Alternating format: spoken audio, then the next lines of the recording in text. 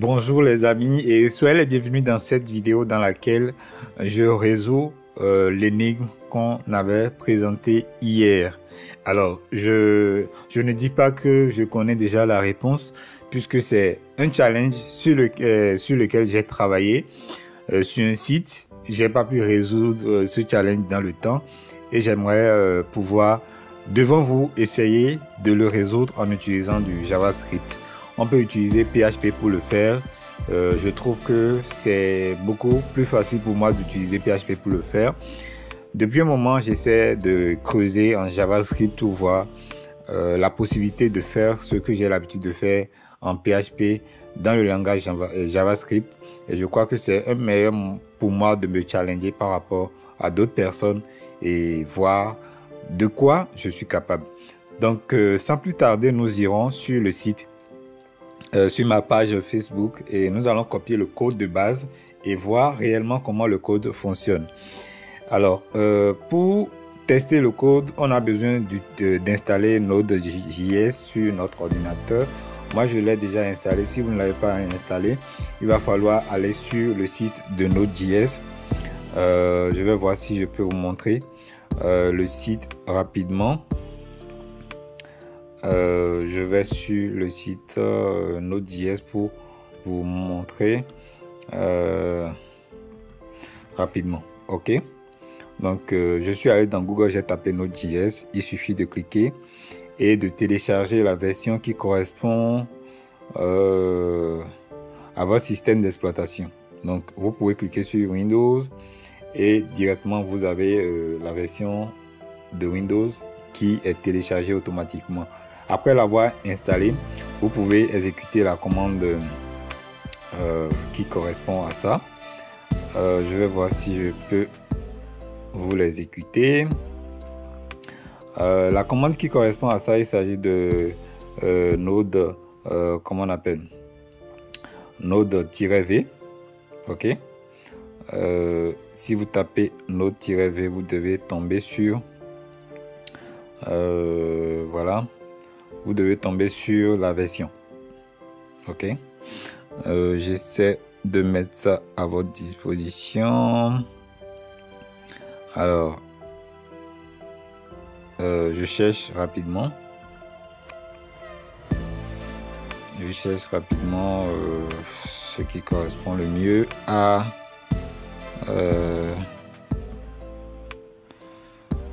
ce qu'on est en train de faire. Et normalement, voilà, on est devant notre éditeur. Et comme je l'ai dit, je vais copier. C'est sur la page Facebook. Je vais rapidement copier le contenu. Je le mets ici dans challenge ici. Ok. Et on va essayer de lire ça ensemble. C'est quelque chose qui est beaucoup plus facile à comprendre quand vous lisez, vous êtes dans l'esprit du jeu. Ok, il y a 300 joueurs dans un centre de football. Ces joueurs sont répartis en un total de 25 équipes de 12 joueurs. Ok, donc dans les 300, on a 1, 2, 3, 4, 12 joueurs pour une équipe, ainsi de suite jusqu'à 25 équipes. Ok, le niveau des équipes est classé par ordre décroissant avec les lettres allant de B jusqu'à Z. Donc, on sait que dans l'alphabet, il y a 26 lettres. Donc, comme il y a 25 joueurs, on a oublié la lettre A. Peut-être qu'on va l'utiliser pour mettre tout le monde ou peut-être utiliser ça pour autre chose. Maintenant, on dit chaque joueur reçoit un badge sur lequel est inscrit la lettre de son équipe en majuscule et son rang dans cette équipe. Donc, en chiffres, bien sûr. Donc, les équipes, je crois, c'est A, B, C, D, mais le rang, c'est 1, 2, 3 jusqu'à 12. Vous devez donner le classement d'un joueur donné parmi les 300 joueurs du centre à l'aide de son rang. Remarque si la lettre de l'équipe n'est pas comprise entre B et Z, affiché coach, ou si son rang dans son équipe est supérieur à 12, affiché substitute. Ok, vous n'aurez jamais un coach et un substitut en même temps. Donc ça veut dire que la valeur renvoyée ne doit pas être double. Donc le joueur avec le badge B1 est classé premier et le joueur de badge Z12 est classé 300e. Autre exemple, C1 est classé 13e et M7 est classé 139e. Donc, ce que nous allons faire, nous avons un code de base qui nous a été fourni. J'irai copier le code.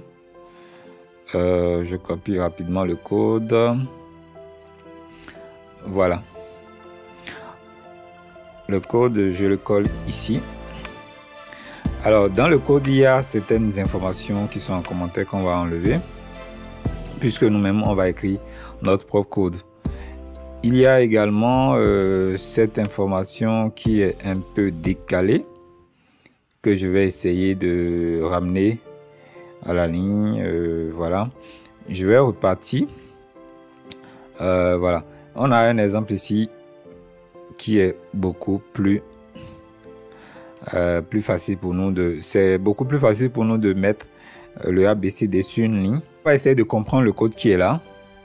Et d'abord, avant de commencer, nous allons tester nos valeurs. Pour commencer, nous allons tester B1.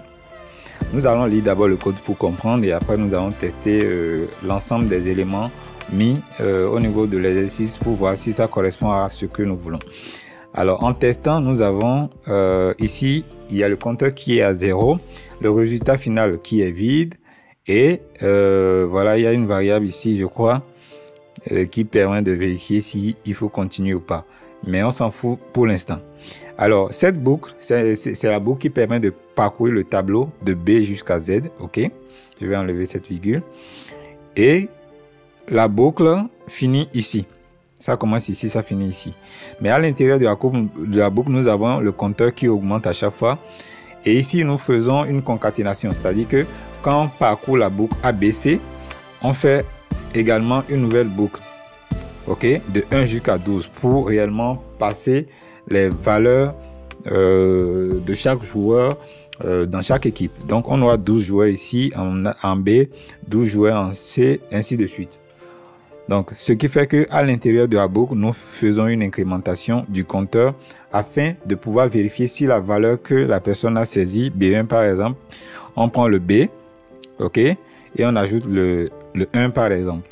Et on vérifie si ça correspond au badge, le badge B1 qui nous a été envoyé. Si ça ne correspond pas, on continue. OK. Si ça continue, voilà, on arrête de continuer la boucle et puis voilà. Normalement, on devait vérifier si continuer, s'il faut continuer. OK. Si continuer est égal à true. Puisqu'au départ, on avait vérifié, on avait dit continuer est égal à true. Donc, si continue est égal à false, ça veut dire que si on vérifie si le badge est bon, on ne continue plus. Donc, c'est une mesure de performance. Sinon, on va parcourir la boucle pour rien. OK? Donc, voilà.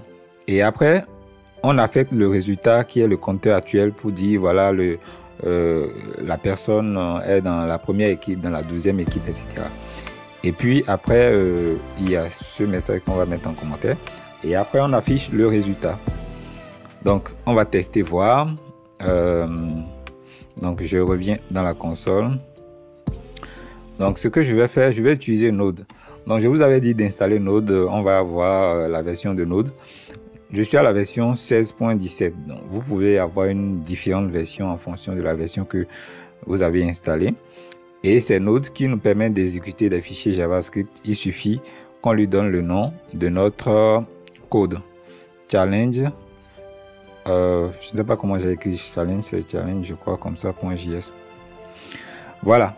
Donc, B1, ça nous affiche 1, ce qui correspond à ce qu'on veut. J'enlève le commentaire. Voilà, on va, selon l'exercice, B1 est premier et c'est ce qu'on a. Le joueur Z12 est 300e, donc on va mettre Z 12 et exécuter pour voir si ça va nous donner 300. Voilà, 300 parfait. OK? Donc, par exemple, si on tape Z14, par exemple, on devrait avoir quelque chose de vide. Voilà, c'est vide. Or, c'est pas ce que nous recherchons. Donc, c'est réellement ce challenge qu'on va essayer de résoudre. Et si vous avez trouvé la solution, je vous dis bravo. Mais pour l'instant, moi, je vais m'essayer de résoudre ça. Dans ce cas spécifique, il faut aller lire l'exercice pour voir ce qu'on nous demande. Ici, ils ont dit, c'est deux conditions. La première condition, c'est sur la première lettre, le A, B, C, D. Ils ont dit, si la lettre de l'équipe n'est pas comprise entre A et Z, afficher coach. Donc, on s'arrête là et on va écrire notre code qui correspond à ça. Alors, on revient ici, et voilà. Ici, voilà qu'on est en train de parcourir la boucle et c'est le meilleur moment pour faire le contrôle. Donc, si on veut, on peut faire le contrôle à l'externe parce que c'est beaucoup plus facile. C'est dans les conditions optimales, on vérifie ce contrôle ici au lieu de rentrer dans une boucle qui ne vaut pas peut-être la peine. Et notre variable continue peut nous permettre réellement d'optimiser notre code. OK? Nous allons déclarer une variable qui s'appelle comment je vais dire, équipe par exemple, équipe. Et pour avoir l'équipe, nous allons prendre la valeur saisie, le badge. OK? Et nous allons prendre le premier caractère. Voilà. Donc, voilà le premier caractère. Je crois que c'est comme ça qu'on prend le premier caractère. Et là, nous allons vérifier si ce premier caractère, si l'équipe... je ne sais pas s'il faut... je crois... V, c'est la table. Inclus, je crois. Voilà. On vérifie si le tableau là contient l'élément équipe.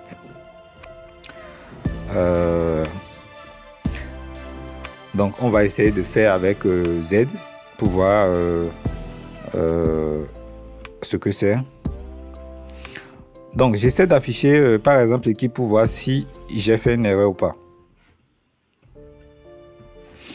Donc la valeur que ça retourne, je peux mettre ça en commentaire en attendant. Ça affiche une erreur. Il dit équipe n'est pas définie. Ah, équipe. OK. J'ai mal écrit équipe. OK. Je l'ai écrit sans E. Donc il va falloir. Donc je fasse et puis je reprends. Voilà. Nous avons le Z comme équipe. Et nous avons vérifié si il contient ça. Et effectivement il contient. OK. Maintenant, dans le cas contraire, il va falloir vérifier s'il ne contient pas. Donc voilà, s'il ne contient pas, alors le résultat, je crois, dans l'exercice, qu'est-ce qu'on a vu? Dans s'il ne contient pas, on met coach. Je vais copier. On met coach et puis on arrête, c'est-à-dire on ne continue plus. On amène ça à false. Ce qui fait que on n'entre plus dans cette boucle. OK? Donc là, on est bon pour le premier cas particulier. Pour le second cas particulier, on dit substitute. On a dit, dans ce cas, on dit afficher substitute. Non. On a dit si la lettre de l'équipe n'est pas comprise entre B et Z, afficher coach. C'est ce qu'on vient de faire. Si son rang dans son équipe est supérieur à 12, afficher substitute. Donc je vais copier substitute et le garder quelque part ici. OK.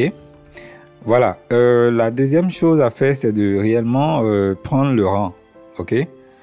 Pour prendre le rang, on dira, on va prendre le badge. Alors, quand on prend le badge, on va prendre, on sait que l'équipe ABCD est le premier caractère. Maintenant, on va prendre à partir du premier caractère jusqu'à la taille du nombre d'éléments. Je suppose que c'est B par exemple 150. OK. On prend à partir de comment on appelle puisque les chaînes sont de 0 jusqu'à leur taille -1. Ok, donc on va essayer de prendre, qu'est-ce que je fais? Il y a une fonction qui s'appelle substring, ok, qu'on utilise aussi en PHP, qui permet de prendre à partir d'un caractère. Pour l'instant, on va commencer par 1, ok, jusqu'à la taille, je crois, la taille de l'élément plus 1. Je crois, non, la taille de l'élément, je crois, c'est suffisant. Par exemple, si nous avons, je vais vérifier, normalement, à la taille de l'élément, ça devait aller. Donc, je vais afficher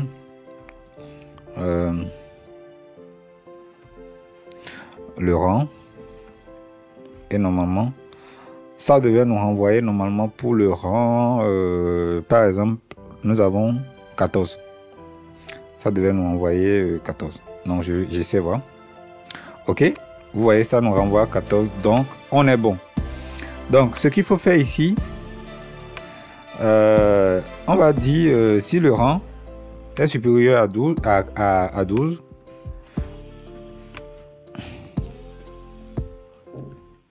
alors c'est substitut. Ok,